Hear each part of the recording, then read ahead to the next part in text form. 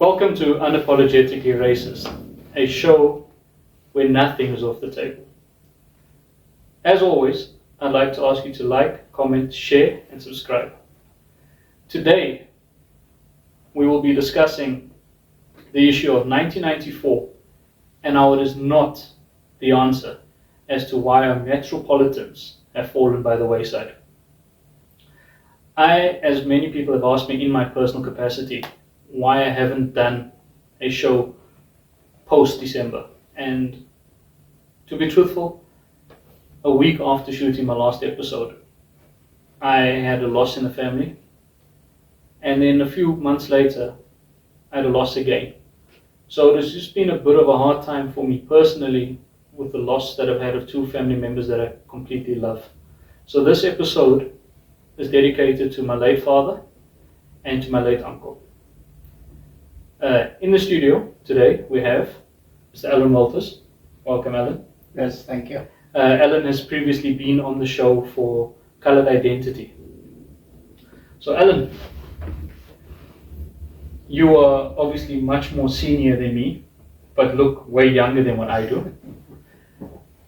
I'd like to know your thoughts on South Africa pre-94, especially when you look at our metropolitans and our municipalities.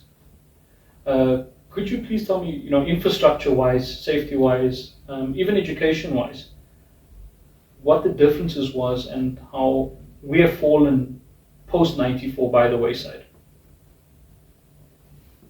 Well, it's difficult to, whatever I say with respect, and everybody out there that's listening to this podcast, and no disrespect what I'm saying to anybody, any religion, any political parties. It's just a frank discussion that we're having here. I'm not a politician, I'm not an analyst of anything. I can only speak of experiences, and all of us in our diversity all have different ideas on how things are supposed to be.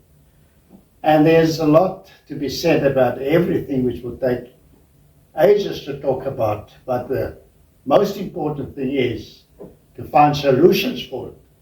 The solution is always there, but nobody seems to want to find those solutions by agreeing with a lot of things that is just normal where we humans are concerned. We can't even get that right. So, in the apartheid days, when I come from when the Brits ruled here into the apartheid era and into a democracy. So there'll always be a big difference in the way the country has evolved, even if you go back to the Boer Wars, even if you go back to when there was no European settlers here. It has evolved, and it's supposed to have evolved for the betterment of man, not for the detrimental side in which we are seeing today of how we humans behave in anything and everything that we do. It seems that we're causing our own destructions in everything. If you go back to the English time, the English had their laws, their rules, which was very democratic, and which was also against a lot of the natives of the country. And these were laws in a sense of when I talk about when we are evolving. And from English to the Afrikaner side, when we went into apartheid, there again it was a different structure. It was different thinking. It was different in a sense of how we perceive things to be, but yet everybody, even in the English time or the apartheid days, everybody put up their hand and say, I believe in the mighty God. I serve a mighty God. But where do we begin to find out, in a sense of where things go wrong? When things that are not supposed to have even been touched, that's not broken, but we break it, we as human beings. And with the changing over from Afrikaans into our democracy, it was in such a rush that it was overwhelming for a lot of us that were not white in this country. It was even overwhelming for the whites in this country because it is a change. And the change is supposed to have been good. It was supposed to have been good for all of us. And I grew up in a very peaceful environment. I started work in 1962. Young age, very young age. And everything was in place. Everything was in place. There was wherever I went, we had beautiful roads, beautiful transport systems, although there was segregation coming into the apartheid system. But everything was taken care of in the sense of the integrity of us as human beings, of how we should react and behave towards one another. And that was very, very important in those years. And when we go on to the other side, on the political side of when we look at ourselves as being different nationalities, that is a different story. Because you're a different nationality doesn't mean that we just got to throw the principles and disciplines out by the window because I'm against a person's skin color or I'm against a person's nationality. And we in South Africa have still got the foundations of a lot of tribalism in South Africa with the different ethnic groups that we do have in this country. And so this is part of it where we struggle to find our identity in the sense of South Africans, not as a diverse society, but as South Africans. That is what we haven't found yet, because all of us want the same. And a democracy is something that we got to learn still what that word means, because everybody don't know what democracy means. It's very important to understand what that word means. Because I know normally democracy is what we were taught in school as government for the people, by the people. And growing up in Germiston, I came here in 1995. And the saddest thing about actually seeing how Germiston has fallen by the wayside was when I came here, everything was beautiful, everything worked, there was no issues. My affiliation or my love for rail came from that, because my late father and I would, after school, before we moved to Germiston, would take a train from Germiston Station to Park Station. And it was clean. It was clean for a good number of years. And I'll focus on the rail mainly. It was safe to go on those old metro rail trains. It was safe to stand on those stations because there was railway police. But over the years, it just started to fall by the wayside. I mean, I haven't been on a Shosholoza mail train since 2008. That's 18 years. And you could actually start to see the filth. You could actually start to see how everything fell by the wayside. And this is 18 years ago. We've been a democratic country for 32 years.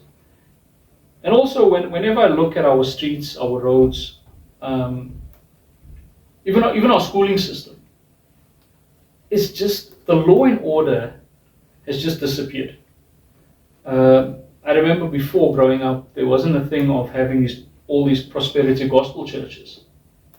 It wasn't your main churches, your Catholic Church, your Bethesda Church, your Anglican Church, Protestants, Methodists, you name it. And looking at that, whenever I walk in town, specifically in Germiston, you start to see the amount of hijacked buildings. You start to see that the real estate has deteriorated. Unfortunately, people need to have a place to stay, but in the capacity of going in and hijacking a building, Johannesburg CBD is a mess.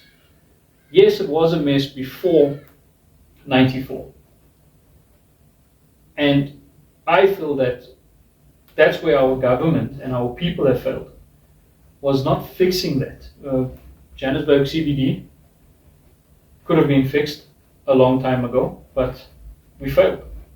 Yeah, it's like even when when you look at the CBD, as a child, it was safe for us as a family to go out, have something to eat. A nice example is today when you and I went through Bertram's, and you just see the filth, the anarchy in these communities, the drug infestation of it. As I always say, the world has become this giant cesspit of greed. And I feel that a lot of the leaders or the heads of your political affiliations who are running these metropolitans are thinking about their own pockets first. Again, Kensington with the issue with water.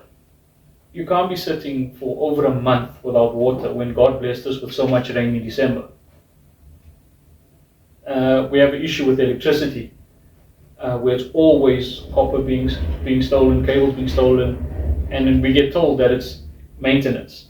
I mean, a few weeks ago, Wadeville, the entire industrial area of Wadeville was closed because there was no electricity, a transformer blew.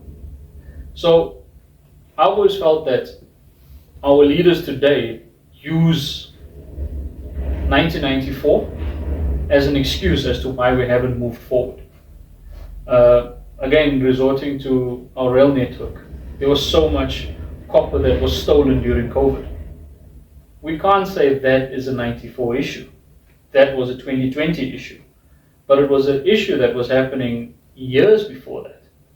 Stolen rail, stolen cables, the overpass bridges that were damaged, the stations that were vandalized. And that is just one penny to pick on. We can say that, yes, 94 has done a lot of great things, and it has. The most important thing is it's leveled the playing field for black, white, colored, and Indians to compete, be it in sport, be it in business, be it in any professional capacity that we have. But on the downside, I feel that we have also gone backwards, or we've become the thing that we've hated the most, and that was suppressing each other. Yeah, the big danger is the biggest problem that we do have is that we, the South African citizens, are to be blamed for what has happened in this country. We, the citizens. We put people in power that, I mean, if we look, for instance, if we look at, and this is no disrespect to Madiba or to the Madiba's family and everybody, like I do prison ministries, and I go into prison there and I sit and chat with a lot of prisoners that are actually left out to dry, and put it to you that way, that the families don't even come near them. And the prisons are so full, and they're sleeping in the toilets. So when we go back to our democracy, when we started our democracy, this was the beginning of something that that was so overwhelming to all of us, in the sense of, when I sat with a lot of political leaders at the time, when we spoke a lot about of how is the way forward. And here, it seems that the laws were in place. The laws are in place. And a lot of people blame governance for a lot of things. I'll give an example. For instance, we hear over the news, and we read in the newspapers that somebody's grandmother fell into one of the potholes, or one of the drains, the sewage drains, that the lid was removed. Now, I cannot blame the government for that. Yeah, it is we the people. We can see somebody removing that drain cover, which is dangerous, but we leave the person, we don't say anything. It's almost like I'm privileged to take it and go sell it at the scrapyard. Because, yeah, and I agree with that, because I think we have to also take the blame for it as South Africans, specifically my generations, the generation slightly older than me, and then the younger millennial generation, that we think it's okay to steal. And you mentioned prison ministry. Now, I've been fortunate, that's where we met, coincidentally, to be part of the same prison ministry. But one thing I've learned, and I've seen through my years growing up, when a child was ill-disciplined, specifically at school, the teachers were allowed to hit the child. Now, I'm not saying go and physically abuse the child. I think it's Proverbs that says if you spare the rod, you spare the child, and that's not about, or Ziggy will edit that part out. Yeah, Proverbs says, or if I'm mistaken, I'm speaking under correction here, but I can't remember the exact verse, but if you don't spare the rod to spare the child. So when we go on the level of our beliefs as people that believe in God, in spirituality, in the sense of our own personal spirituality, when we balance out what is happening in the world, let's just talk about South Africa, for instance. We are almost a 95% Christian country. 95% Christian country. And all of us put up our hands, like I said earlier, we profess that we serve a mighty God. And when we go back to our spirituality and scriptures already forewarns us of what is going to happen to us. We are already told what's going to happen tomorrow to us. Like you mentioned about a child, spare the rod. And a lot of people are complaining even today about schools, the problems they have at schools. There is no problems at schools, no problem whatsoever. The school is a building, the school has its principal there, and it has its teachers there, the educators are there. It is we, the parents, that must be ashamed of ourselves for not disciplining the child at home. Because if we live by our Christian beliefs, in the principles of the instructions that scriptures gives us of how to raise our children, and we do that as parents, we that profess that we serve a mighty God, then we will teach our children the principles and disciplines at home. When they go to school, there will be no problems. But we, the parents, send our problem children to the school that causes these problems at schools. We have higher learners that destroy universities. How can you destroy a building and threaten lecturers when we are supposed to receive the very education for our lifelong sustainability, to get degrees and to be educated to sustain ourselves? How can we be a threat because of a little small political issues? And it's only those that do want to disrupt these normal thinking and understanding of where we are heading to. They say that children is our future, but excuse me, I'm scared to say that of actually what is happening with our youth today. And this is the problem that we do have. We cannot bend principles and disciplines that has already been instructed in scriptures of how we should live with one another. And it's got nothing to do with, doesn't matter what ethnic group you are. All the good books teach us principles and disciplines, and this is our foundation of our lives. It's the foundation of our lives. I mean, I'm so shocked. Wherever I walk, young children, they use profanities as if they're having breakfast. Wherever you walk, they don't care whether it's the grandmothers or there's women around or elders around. They use profanities as if it's just another way of talking. And the disrespect seems to getting worse. And we've got a moral decay in our society. And this is something that we really got to work on so that we can rethink of where we're heading to, in the sense of that the principles and disciplines can be extended to the people that are supposed to be ruling this country, supposed to be looking after us. We, the citizens of the country, are not privileged in the sense of what politicians make promises to us. It is our right to have water. It is our right to have education. It is our right to have a home. It is our right to have a job. It is our right for us to be in a sense where we are protected by governance. Whether we walk 12 o'clock, 1 o'clock at night in the street, we must feel safe. When we sit in our trains, when we sit in our buses, when our children come from school, we don't need to worry about them. But it's the principles and disciplines that is distorted in the sense that we don't even obey the law of the land. And that is something that comes from scriptures, that God says, obey the law of the land. But we compromise too many things, whether it's in our families, whether it's with our friends, whether it's in the workplace, whether it's in your soccer clubs, your cricket clubs.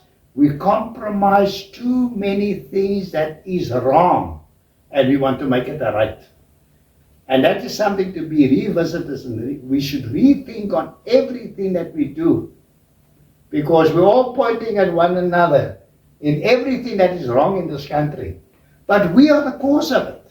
We are the cause of it because we put politicians in power. We trust people. But we must remember what Scripture says. If you are not of me, you will put people in power that is not of me. So we got to be very careful what we say, what we do, and how we direct things to one another. We still got a lot of tribalism in South Africa, where we have a lot of problems with the different tribes. Zulus cause us, Matabiles, you name it, there's a lot. And we still have the same problem where we have all the new and young generations now, they're going into the Western society. They are coming out of those, all the new, young black, new generation of youngsters moving into the Western society. And this is a stepping stone where everybody should care for one another, look out for one another, educate one another, have one another's back. Nobody must be left alone, what Madiba said, nobody must be left behind. But it seems everybody leaves everybody behind, and we never are getting any solutions to our problems that we have in the country. So thank you, Ellen, for touching up on, especially with the school and with the youth of today. I remember we had this problem when I was in school, of teenage pregnancies.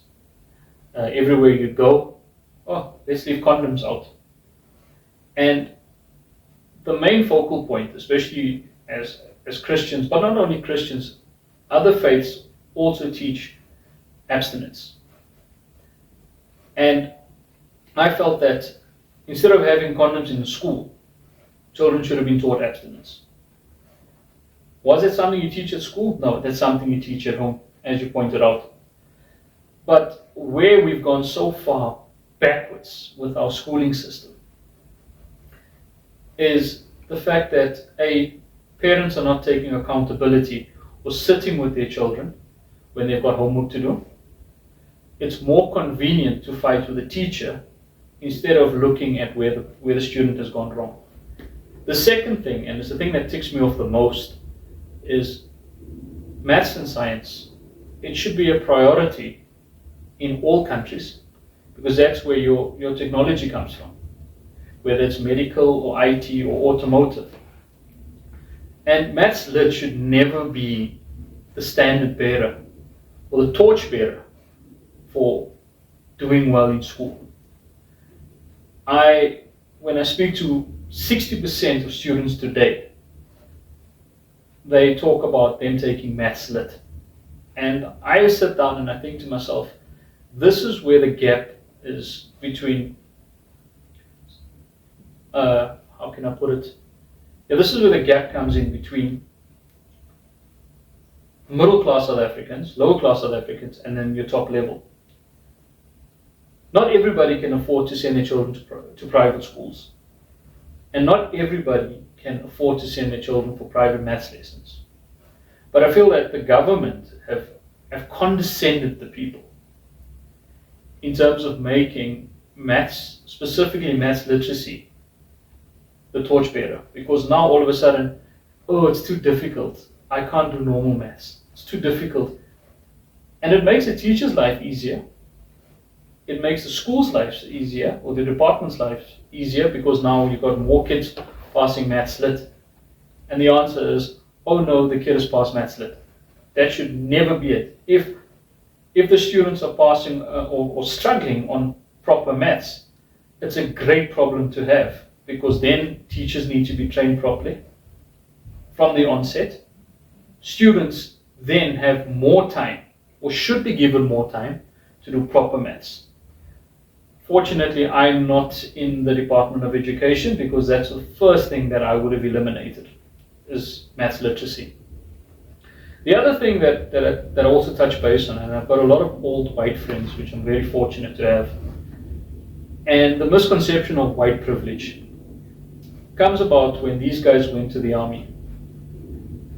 I feel that today, in today's society, to alleviate, and we have a massive problem with unemployment, is before someone even gets accepted into university, they need to do a minimum of 3 years conscription. I'm not necessarily saying that women should go into the army. I firmly believe, without sounding sexist, that it's a man's job, because the man is the protector, the woman is the nurturer, and she's the nurturer and the carer. And I think that, and I feel that women should be maybe sent into nursing or caregiving. They can do it for a year. But for men, we need to go in for at least 3 years. If it's a juvenile case, it needs to be 5. Because then it teaches you responsibility, it teaches you self-awareness, but most importantly, it teaches you accountability. Now, I feel that why today we can run back and say 94 is the problems that we have today, which I think is complete nonsense, is because the fact that our leaders don't want to take accountability. As you said, Mandela said, no man should be left behind. But this is what's happening. We are blinding generations, we are corrupting generations through no fault of their own by making these excuses. Back then, I know of a lot of people that went to the army. I struggled myself to get into the Navy. It was an endless battle for me when I finished matric to go into the Navy, and I didn't get in twice. And that had nothing to do with the fact that now I'm a lot older and I put on weight. But at that time, I was prepared to go into the army, because what does it do? Army or the Navy, it teaches you A, to defend what you have, but B, to grow it. My minister always says, watch your water grows. Unfortunately, in this day and age, what's happened is the government hasn't watered anything, and that's why nothing's growing. I know if we look at the political side of life in any country, we go now to the education systems. Each syllabus for educators from primary school up to the highest level, these syllabuses are designed for the success of the future where we humans are concerned, because this is what we need in our lives. We need education. Education is something that will build our future, that will sustain ourselves. We've got such a lot of well-learned people today that never went to private schools. And people are up on private schools. But a lot of successful people today has not even tasted what it is to be in a private school, that come from public schools. And through their own determination and support of their families and support of their parents, they were motivated to become the people that they are today. Those that are successful, those that have reasonable thinking, those that know what is right and wrong. These are the support systems that we should have in every angle in our lives, so that the children must know their place. Nowadays, children don't know their place. Sometimes parents get embarrassed of what the children say and do. But who ought to be blamed? We that set example to our children. And if we don't set the right examples, that child is going to be exactly like us. They are the extension. They are the future. So when we come to the political side of how things are supposed to be, where you touch on schools, armies, private schools, public schools, it is the government's responsibility to see that the citizens go into a future that is not detrimental to the human nature of where we're standing at the moment. Because we've got to be custodians of one another.